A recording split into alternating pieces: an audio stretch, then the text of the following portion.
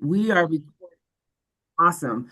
Um, and the reason I always say I have the most amazing guests, sometimes I'm chatting with somebody that I've known for just a few months and we've started to build a relationship. And other times, like today, I'm chatting with somebody that I've known for Daniela, I don't even know how long you and I have been chatting together. We just It's made a year.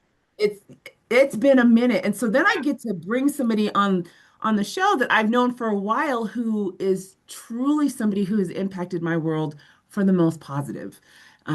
So, you know, strap in. We're about to have a good time. So, for those of you who are new, Chat with the Chief, Uncovering the Role, this is your opportunity to listen to two individuals who are chiefs of staffs who have this type of role. And it's not about slideware. Like, I have a couple of slides that I'm going to share, but you just get to have a front row seat listening to us talk about the role, the good, the bad, the ugly, the things that we love, the things that nobody tells you about, but you still have to deal with it so that it doesn't negate the fact that you've got to deal with it. So let me tell you a little about me really quickly. So my name is Anne-Marie Otanes. I'm your Chief of Staff Architect. I've had an opportunity to work for some amazing companies. I list the companies because I want you to understand where I'm getting my perspectives from. I've worked in tech, in health, in entertainment, you name it, I've probably dabbled my foot in it. A couple years ago, I wrote a book about the Chief of Staff role. I just completed my second book called the Chief of Staff Outcomes and Impacts. And for those of you who know about a Chief of Staff, that's what our life is about. It's about outcomes and impacts. And so be looking for that to hit the shelves soon. And I will have another one in that series that I'm going to be writing, but I'm just beyond thrilled that that has been completed. A little bit about me, who's your host. I have been in this space for over 15 years, dealing with executive leadership in a variety of different ways. I got a few credentials, not because I want to list all of my credentials, but because I love to learn. I love to get different perspectives. And I believe that's why you're on the call today. You want to hear some fresh perspectives or you might want to have some of the perspectives you know validated by people who are doing the work every day. Whatever it is, I'm glad that you're here. And then I also have a Chief of Staff Academy. It is an accredited program for people who are either in the seat or they want to get in the seat. And it gives you an opportunity to go through some of the foundational aspects as well as some of the meter things about being a Chief of Staff. So we will be posting links in the chat as we go along. How it's going to go is that Daniela and I are going to have this fabulous conversation, and I'm going to give her an opportunity to introduce herself because she's a badass in her own right. But we're going to have a conversation. If you've got questions, put them in the QA portion, and we will get to them. Or you can just go ahead and post it in the chat. My assistant is on, and so she will make sure that we get those questions, and we'll answer as many of them as possible. But let me jump to my last slide, which is about this queen who is going to grace us with her presence and her knowledge. Daniela has been in a strategic role for years, dealing with senior level executives. I look at your thing and I think about my space, PMO, like we both like related to PMO and change management and how important that is. So, Daniela, I would love to give you a few minutes so you can tell these folks about yourself before we jump in. So, go right ahead. Oh, thank you, Anne Marie. I thank you for this opportunity. Thank you for this time. I do want your audience to know that I did meet you through a chief of staff series you did last year, and I reached out to you. And yes, we did connect, and you are one of my mentors, and we become friends, and it's such a beautiful thing, and I appreciate you. Thank Thank you you. for the introduction. I am actually from the Pacific Northwest. Portland, Oregon, Vancouver, Washington, and so connected with Anne Marie kind of on the west side of the mountains there.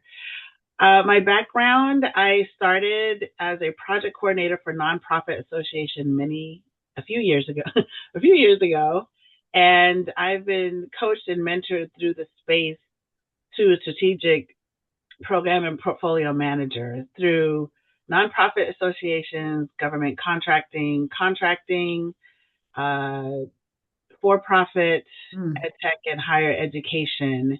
And also did a little bit of work in engineering for NASA and energy organizations as well. And I really enjoy this work. It does come with a lot of challenges, which we will talk about. And there's things that people don't tell you, skill sets and tools that you need along the way that's not in the methodologies. It's not in Right. the certifications. It's not in a book yet. I think hopefully someone's going to write that one. But it can be very rewarding, and you do have to like people, and you Hmm. do have to enjoy working with people from different backgrounds, different experiences. But I'm excited to be here, and I'm so excited about the topic today as we talk about change management. Awesome. Awesome. Well, this is the last one before we talk, which is the let's talk screen. So now I'm gonna take this off. So then it's again, I'm inviting you into our proverbial living room. And so I was thinking about what you said with change management. Like, again, we have similar backgrounds. And let me hit you up with this question. What is the most awkward conversation you've had to have with a senior executive when your project was literally going to the left?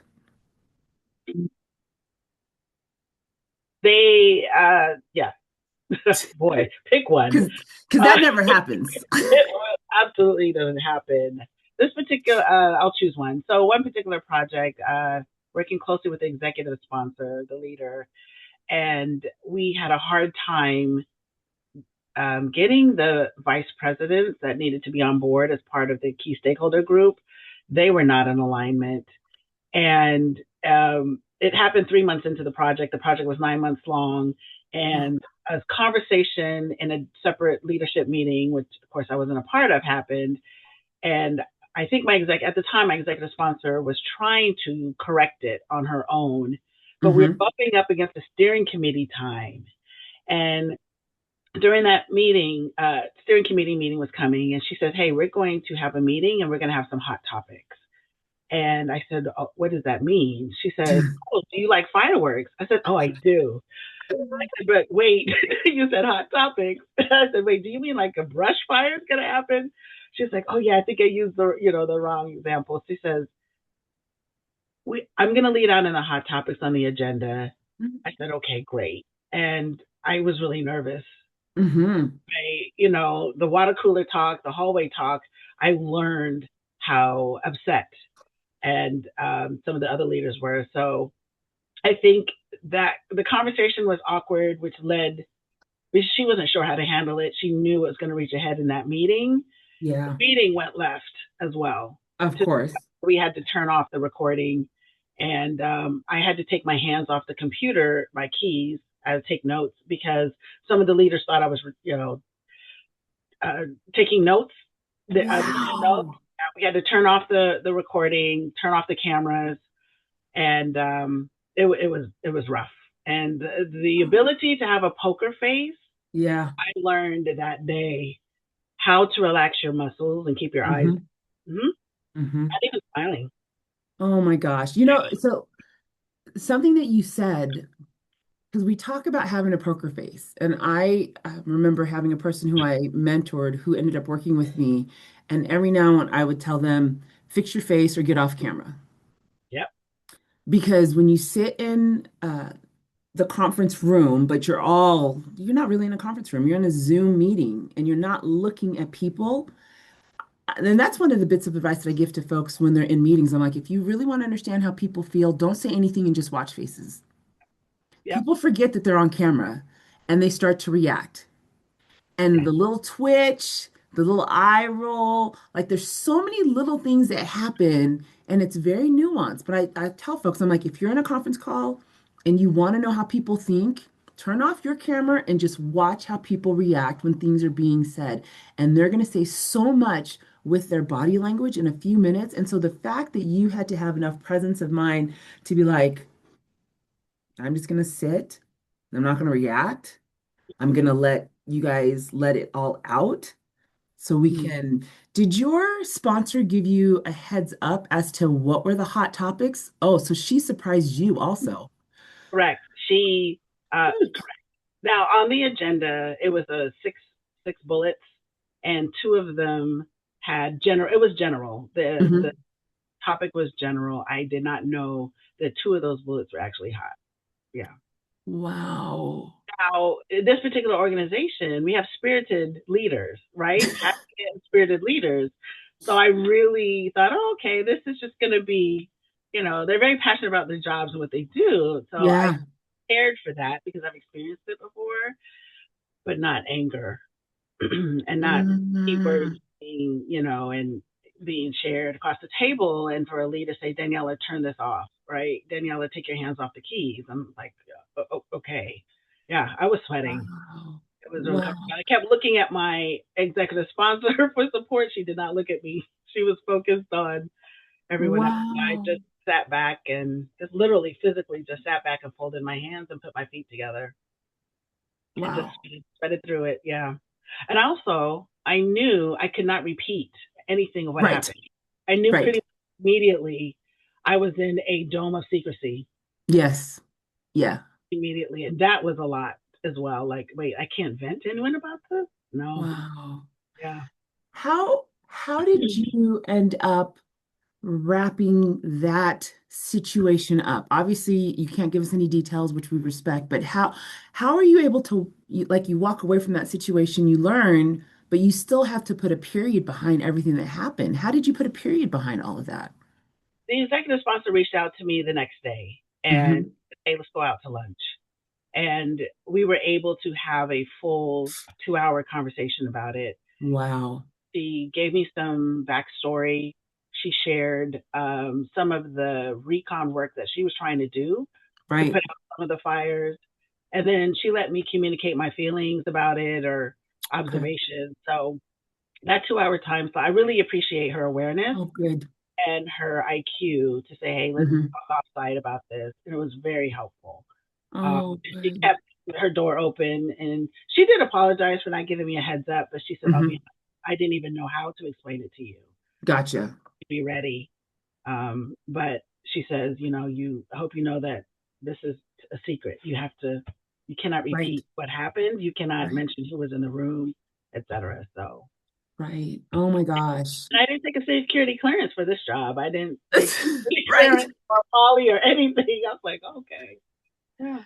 Wow. So there's a couple of things that you mentioned. The next thing that I want to bring up is something that you and I discussed. We're going to talk about at a later date, but I wanted to highlight this. I appreciate the fact that your sponsor gave you an opportunity to have feelings Yeah. because we don't always have the opportunity to have feelings about things, especially when they go left. We're data driven, we're outcome driven, we've got to get the work done. While that's super important, there's an aspect of I'm feeling something that I've got to deal with now, and I can't tell anybody. And if I tell my partner or my spouse or my friend who's not working, they don't understand contextually what's going on. They just know I'm having a reaction to something. And so I have to applaud that at least your sponsor provided you with space that you can emote because that's not on a job description. When it hits the fan, you will have a chance to emote. It's like, no, you've got to get about the business. And like I said, folks, Daniela and I are going to come back and have the conversation around the feelings stuff. But I just wanted to highlight that. But so we talked about when you've got people who are passionate, what happens when you've got a sponsor or an exec that goes quiet on an initiative? How do you deal with that? Because that's like the other side of the spectrum now. It really is. I learned about the meeting before the meeting, the conversations before the conversations. And when I do take on a new project or program initiative, I Mm-hmm. meet with the key leaders. Sometimes I have one or more Mm-hmm. sponsor, but I meet with them one on one to introduce myself, build trust, talk about how I'm going to lead the project, ask them if there's anything I need to know, their expectations, their concerns, their competing priorities, as Yeah. well as oftentimes their resources are on my project as well. If they have any departmental or vertical priorities that they really have to focus on. It gives me some insight into about the cadence of how this project will go. Yeah. Uh, I try to establish that relationship in the event that they do go quiet. I am able to reach out to them and, Hmm. or their assistant usually and say, hey, I need a meeting with this particular leader. Can I get on the calendar for 30 minutes? And I've found success in the one on one instead of addressing it in an email or Hmm. a chat. Sometimes it's something personal. Hmm. Sometimes it's a political strategy Sure. that I've that's new to me, that was new to me at the time experiencing that. And other times they're just overwhelmed. Yeah. But having that conversation and then asking them, what can I do to help move this forward? What Yeah. do we need to restructure any part of this so that your involvement is still there, your presence and your voice. We all know we've had those projects or initiatives when sometimes the leaders need to be a little bit louder to Yeah. help the team understand like this is important, and Yeah. that's critical as well to make sure that that person's still connected. So yeah. That's awesome. Hmm. You literally just made the case for why AI cannot replace the human touch Yeah. in work with what you just said. Because I think there is a growing fear that folks are like, well, AI can do this aspect of my job faster and better. Well, it might. There are things that AI does that I used to do and it knocks it out in 2 minutes where it might have taken me half a day. And I'm like, you go right ahead and you do that. What you just described, AI cannot do that today. It cannot foster that relationship so you can build a network with that person. It doesn't know that if that person is quiet, they might have something personal going on at home, and it's not the project, but it's all of this other stuff that's happening. But now I got to show up and I need to react. Yeah. All of the things that you just like, literally, I want to bottle up what you said and send it out to the world and be like, this is why AI is not the end all be all. AI is great. It is I use it every day. powerful. Yes. It's very powerful, but this is the part that it cannot replace. And this aspect of the human touch, the Hmm. human connection is so important because, again, in your earlier example where your sponsor wasn't able to tell you in advance, but then gave you space to have a conversation, like Hmm. you needed to get that out. That person needed to get that out. Hmm. Yes. AI is not going to tell them how to do that. That's going to No. be you and a 2 hour lunch. I hope y'all heard that. This wasn't a 30-minute, let's grab a coffee, a 2 hour conversation to kind of debrief and let it all out. It's very included. Yep. I love it. I love it. So let me jump to something a little bit different because I love the conversation around projects and initiatives. So I'm sure this has never happened to you. Have you folks heard the term a project that's a watermelon? It's green on the outside. That thing is red and just about to fail. How do you talk to an executive who they believe their project is green, but it's actually much closer to being red? It's a watermelon project. Hmm. Uh, Different tools. Some leaders, some executives, some senior leaders need to see something on a screen. So there are times where I've created a one pager. We call it one Hmm. pager, whether it's a one slide, a PowerPoint slide, or a one page document that shows the truth of what's going on in the project. One of Hmm. my favorite slides is it's a PowerPoint slide with 4 quadrants, and it gives a summary of the slide. It has risk and issues on one Mm. corner. It has a timeline in the other, and then it has a bottom right box, or you can put it whatever. But ours was on the bottom right box that really talked about the blockers. And Yeah. I believe, depending on your leader, I think when you're in these roles, you do learn how to best communicate, best get your point across. But showing that one pager, that one Mhm. slide, and having a conversation really Yeah. helps communicate that, hey, this is really red and here's why. Sometimes that leader may want to talk to the tech team if it's technical implications, or if there's a resource challenge, maybe the subject matter experts are over allocated and some of the work streams are Yeah. not getting done. The work is not moving forward at all. And sometimes that requires a higher level conversation with another peer at the Yeah. senior level. But I found I've been able to chip away at that need to have a real conversation with the one Mhm. slider, with the graphics that show, hey, here's what's going on. Here are names and boxes. Here's some of the challenges. And I let them Gotcha. hold that slide so that they can say, okay, let me think about this, let me read about this, or I need Yeah. to talk to someone else about it. And sometimes the president of the organizations, they're aware how bad it is. Hmm. Like, hey, you have 2 weeks to turn this around. I need to see this green by the next reporting cycle. And so usually in a day or two, I'm able to have another conversation like, hey, here are some options how we can turn this green or Gotcha. yellow to green. Yeah. Yeah. But I will say again, I keep bringing forward the IQ, the human side, right? That's the change management Yes. side, is that you have to know your leader. Some leaders you can Hmm. walk, quickly have a chat. Some need to see data. Hmm. And I also think the data is really paramount anyway. And some Yeah. leaders are actually really that close. They kind of know that it's, hey, this is going down in Yeah. a dumpster fire. We've got to do something. Yeah. When you're in that mode where you're briefing the team and you notice you've got a leader who is a little bit nervous, how do you share that information without sugarcoating anything? Because sometimes we want to make it a little bit more palatable and we might accidentally sugarcoat. What do you do to make sure that that's not happening? I try to make sure that's not the first time that leader's hearing it. Good I, point. uh, I Yes. remember when I've taken on projects and initiatives, one phrase that's consistent among leaders, senior leaders, is no surprises. Yes. You can tell me anything, no surprises. I needed to hear it from you. If I hear it from somebody else, that's not a good thing. And so Yeah.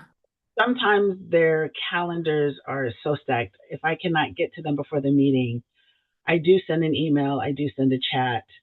Hmm. Sometimes their phone number and they say text me. And so I've done that Oh, as well nice. to give just, hey, heads up, this is what you're going to see. Here's a Hmm. quick, screenshot of the status report. I don't want you to go into that meeting cold, and that usually helps. Yeah. Mm-hmm. Nice. I've done the same thing. If I can't get to them, I'll send them a message or an email and I'll prepend it by saying there's no action, just need you Correct. to be aware. And Yep. that way I set their expectations and they're like, oh, you're sending me an update. And if they do have questions, they'll find the time to meet with me in advance of the discussion. But at least it's like, hey, I don't need you to do anything. I recently had a situation with one of my leaders where um, somebody had done something incorrectly with communication and they weren't sure if it was in my organization. And so somebody had reached out to me and I said, I don't think that person's part of my team, but let me find out. And they didn't end up being part of our group. But I had sent my leader a note and I said, hey, we're not meeting anytime soon, but I just need you to be aware this is happening. I've got it. If you've got questions, let me know, but you don't need to do anything. And they're like, I don't need to do anything and you've got this. One less thing Right. on my plate. Right. You go Right. ahead and take it and we can talk at a later date. So I appreciate that. What's the funniest thing or the most surprising thing that a leader has told you or said to you when there was a crisis going on? Because we want to be super level-headed, but sometimes things come out of our mouths and you're like, did you really say that out loud in front of all these people? Like what if you can think of something, what is that? The first thing that comes to mind is one of the leaders said, "I have to leave. I'll have to leave and be home by dinner. Otherwise, I'll be in trouble with my wife." And it was a steering committee meeting that the leaders had agreed would have to be later in that particular later in the day, around I think it was a 4:30 to 5:30 meeting, and he said, "Hey, I can only attend 5 minutes of the meeting. I have to get on the road. I have to be home by 6." And he announced it to the room full of people, and everyone got quiet, and then some kind of laughed and chuckled. And as the meeting started, he got up and left.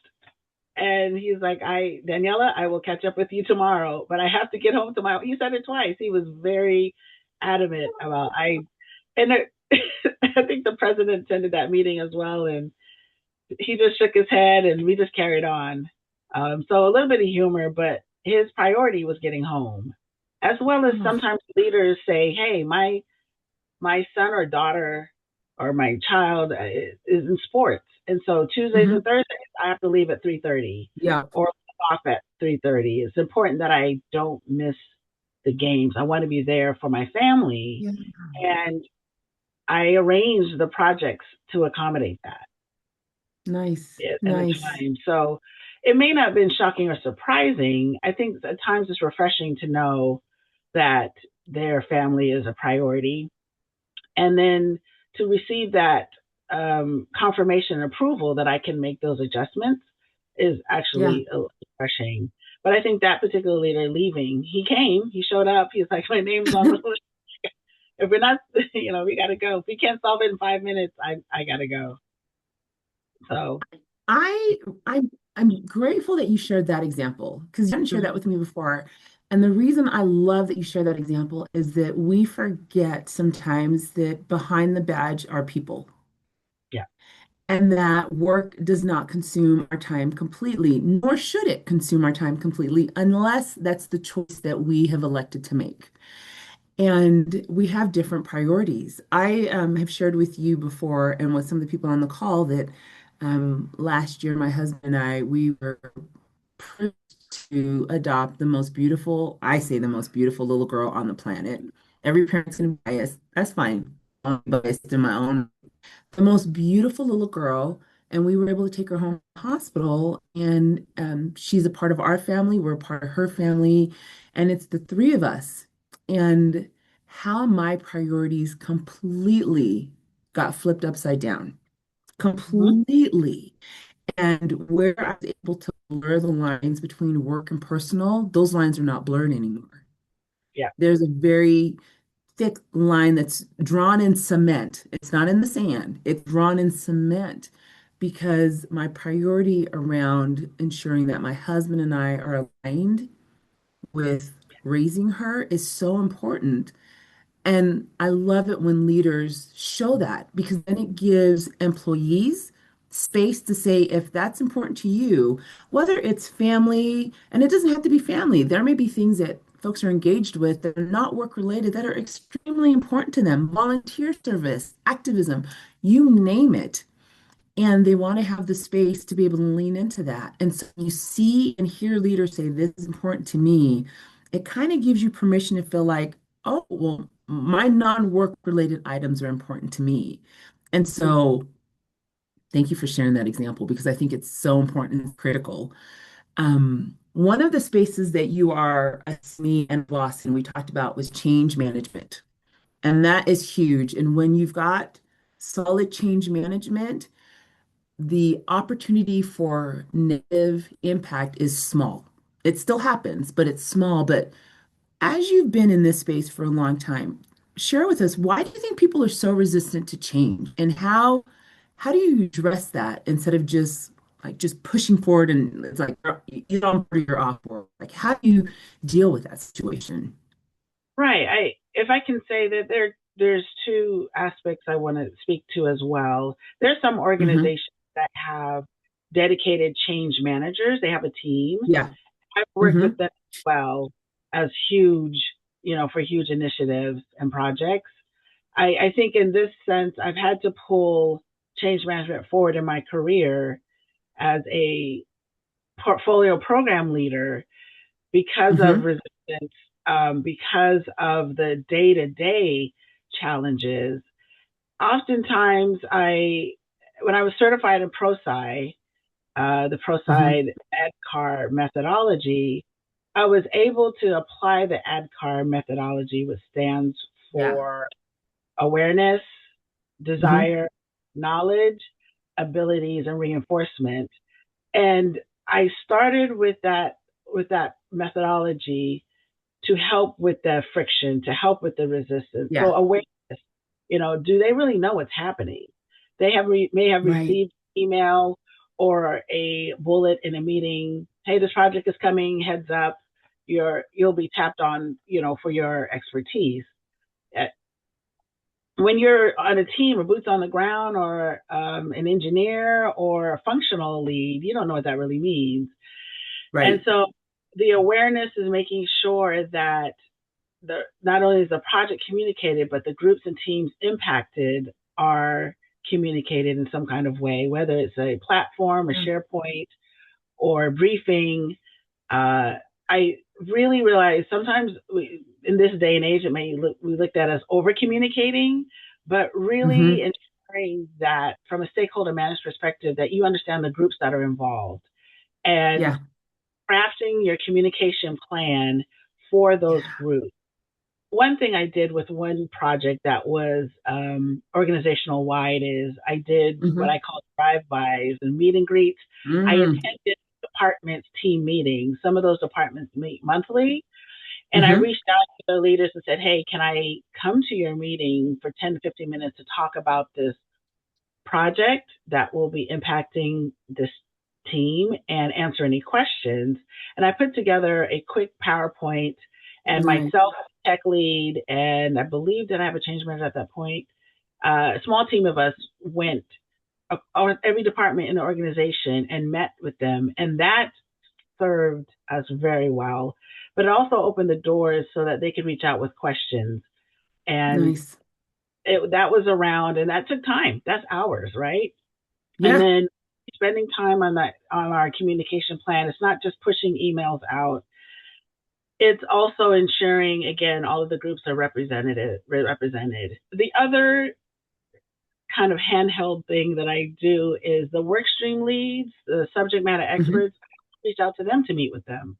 Yeah. There's, especially in this virtual space, right? We are not in the office anymore, so I don't drop by their office or their desk, but it's Hmm.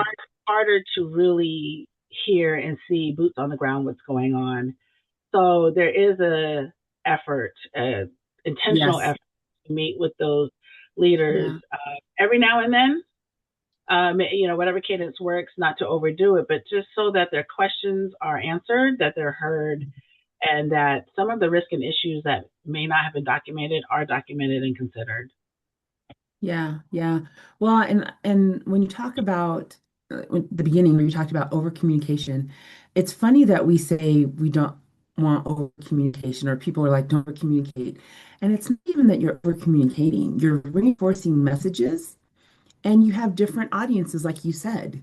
And this is where every now and then something will pop in my head with AI. This is where I wish we had AI because then you could take a message and you can cater it to the group so they can glean what they need to because you're dealing with 10, 15 different teams who need to Mm-hmm. consume Right. the data who are contributing to the success of that project.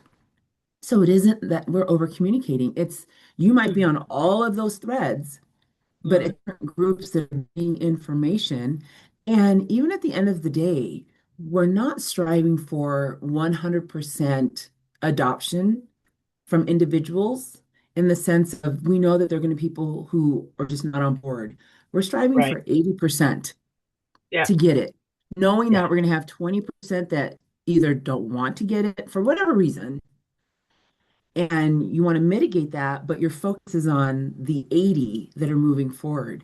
Mm-hmm. The other thing that you said that I really love is that you met with people, you go to their meetings, you're putting a face to the contact for the change. So they know if something seems weird, well, I got Daniela, I can go and ping. She Yeah. was in our meeting last week. She said if we had any questions, I can go and ask her. She's made herself accessible and Yeah. reachable to me.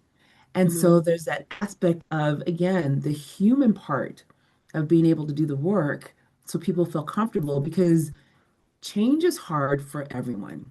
Some of us have a greater appetite for it. Some of us have a lower appetite for it. But it's hard for everybody. But when you meet people where they are and help them get to where they need to get to, at least that journey is not so challenging. You talked about a lot of different communication methods Yeah. or how you reach out to folks. Share with us, like, what does a communication plan look like when it's not just one big email and it's actually working well? Like, what does that look like? It's true. Some people use, we should talk about modality first. So some people use Hmm. Excel. Sometimes people use a Word document. I find Excel, uh, again, pre AI, being very helpful to capture your stakeholders, right? Putting them in groups. Also, the modalities that you use. You can use email. Do Hmm. you have a platform where you can push and pull information, where people can go and find out the latest status, where people can go and maybe ask a question? Hmm.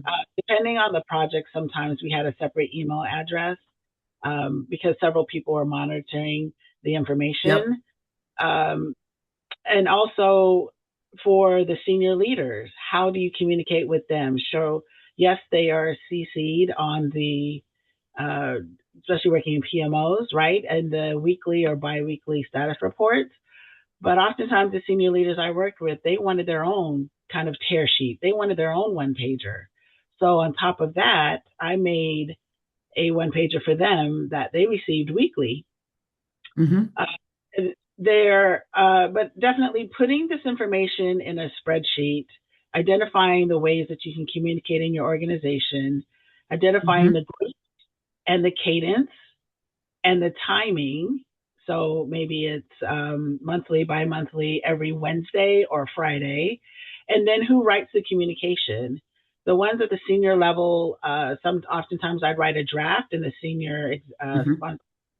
executive sponsor, senior would review it and edit it, and it would Yeah. go out under their name. Other times I would draft it and work with my core project team on it. Um, and then they're just making sure that we have the right point of contact on each communication, whether it's myself as the project or program manager, or sometimes the senior leaders, depending on the gravity of the communication. I shouldn't say gravity, but the complexity of the communication, they would want their name on that. But definitely, Yeah. I use a spreadsheet because I was able to quickly Hmm.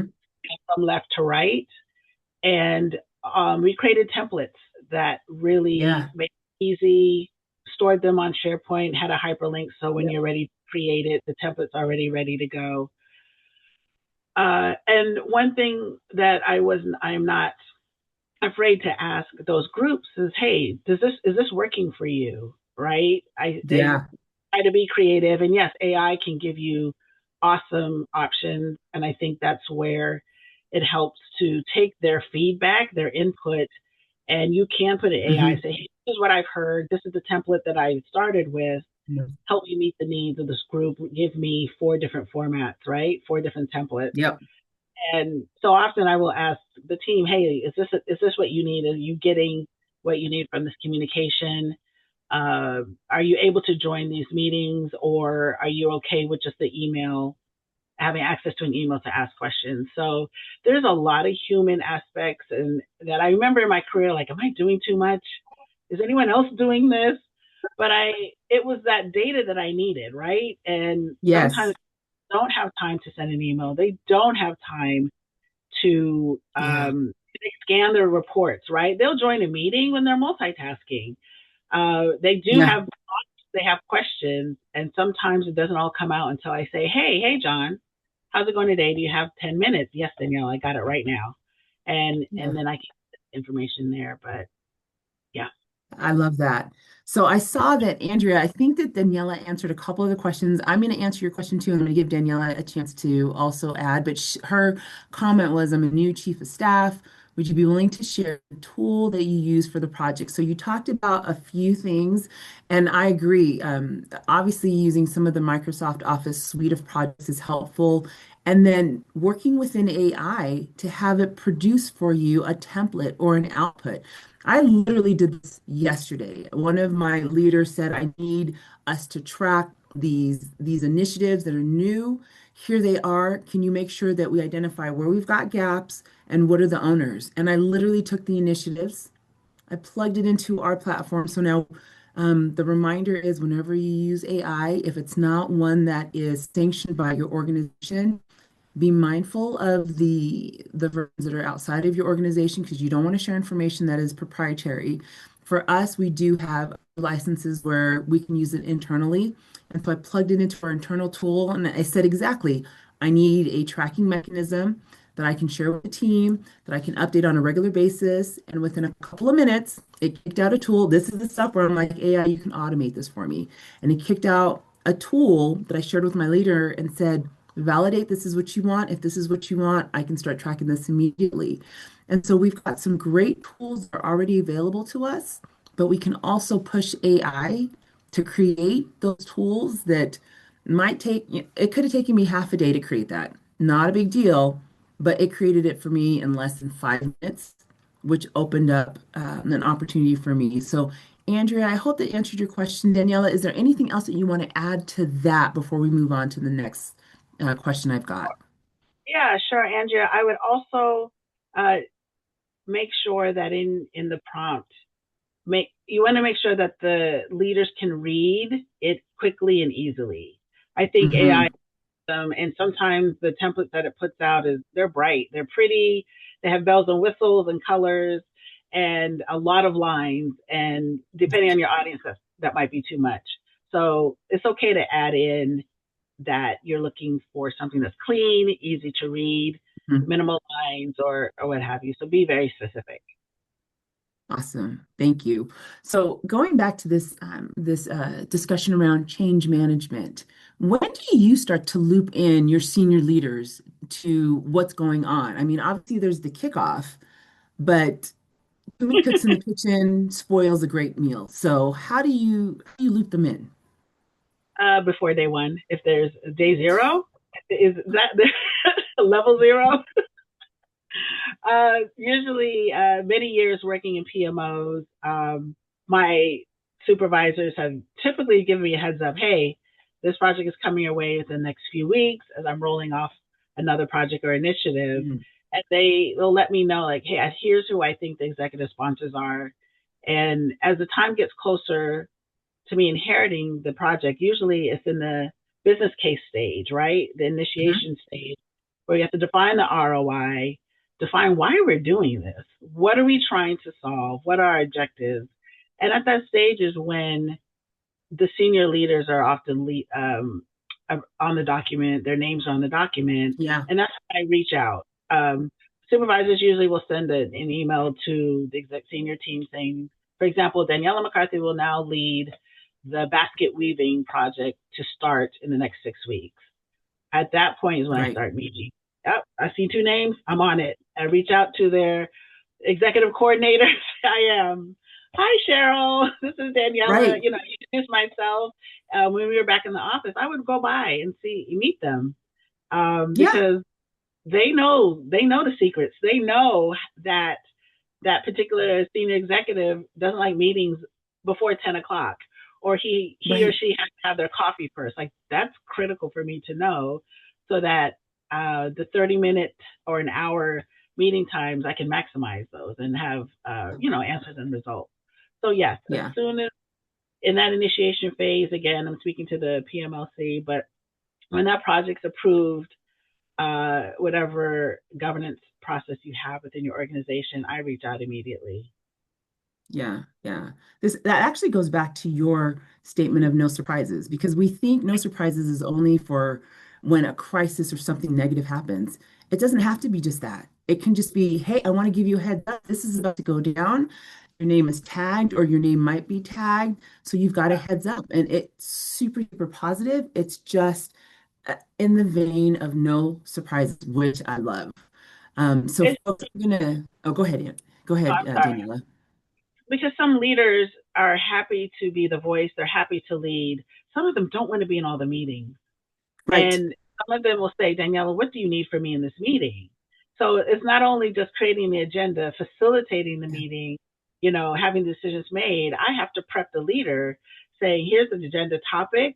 I need your voice on these three heavier than the others, or I need your input or Yeah. your advice or your guidance, because maybe there's friction, right? Or maybe there's a misunderstanding as to why we're really doing this. Yeah. I Yeah. personally feel it will carry more weight coming from the senior leader than the project or program manager. So Yeah. yeah. Agreed. Agreed. So I'm going to share one more screen and then we're going to go back to our lovely Daniela. So um, we usually take a break right at quarter till, just so I can let you folks know. I hope you've been enjoying this conversation. I have. Danielle and I are going to talk some more all the time, anyways, because I just feel so lucky. But these happen every month. They're typically the first Friday of the month, unless something's going on, and we'll give you a heads up for the appropriate date. Like you see, these are things that we're dealing with every single day. This isn't theory. This isn't what you do in this situation. It's literally what happened to you last week, last month, in your previous role. If you are curious in learning more about this space, the chief of staff space, my assistant is going to link in my calendar for you to jump on my calendar. She's also going to add my LinkedIn and Danielle's LinkedIn. Would love for you to connect with both of us and have an opportunity to continue the conversation further.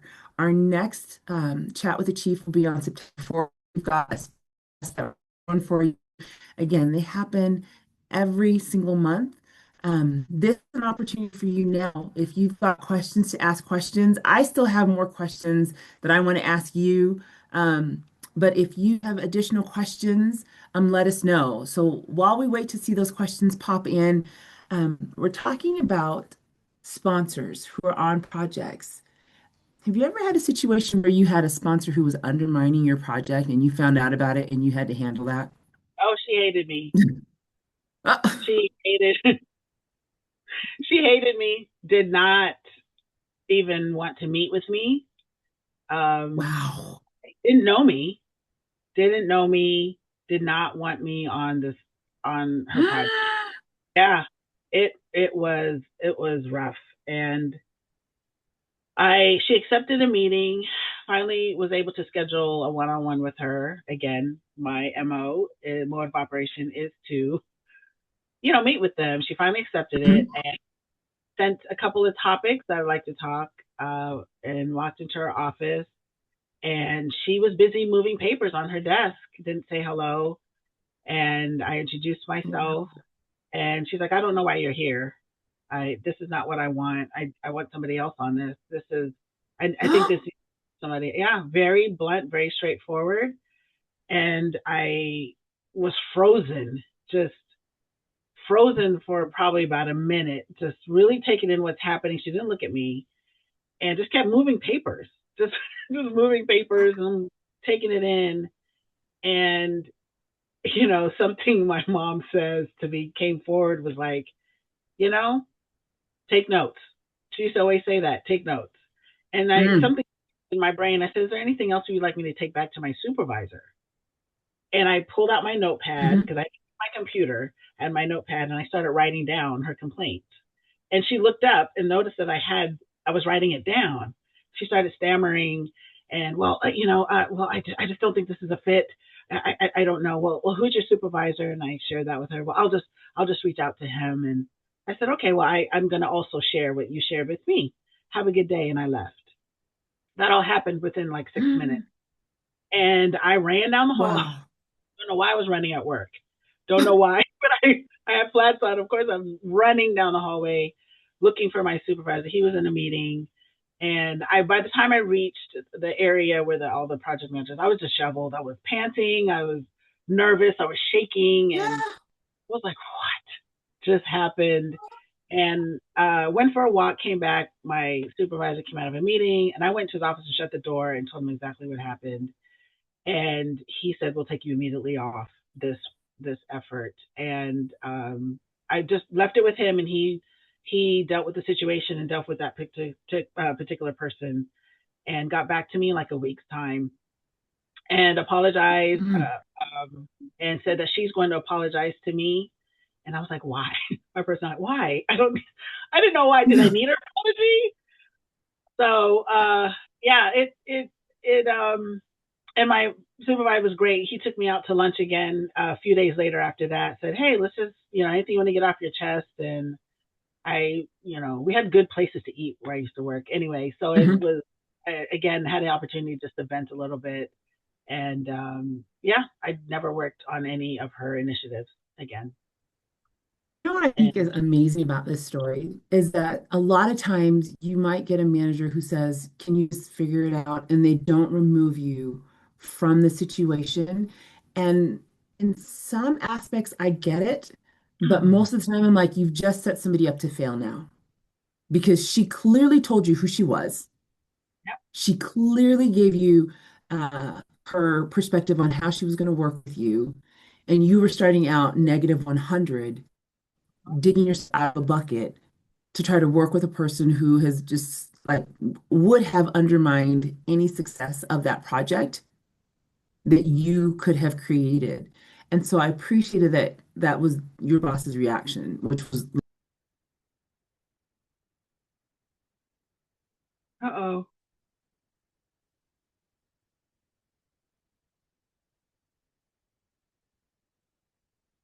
oh no, is anyone here? Blessing, are you there?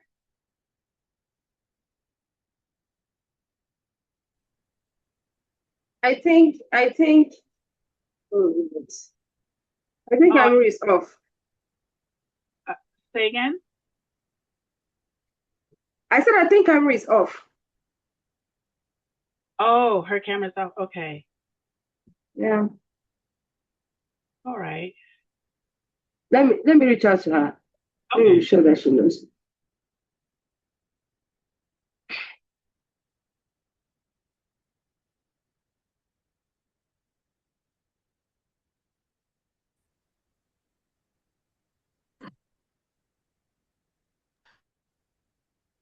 It's back. Welcome back. I am back. So that's new. That was new. I went, did my Zoom meeting just kick me out of my own meeting? Did I'm gonna have to have a crucial conversation with Zoom. But hopefully we didn't lose anybody or too many. But I was just saying, like, I really appreciated that. And it has to be credit to you and the relationship that you built with your manager for them to yeah, just be like, she's communicating to me a situation that potentially cannot be good.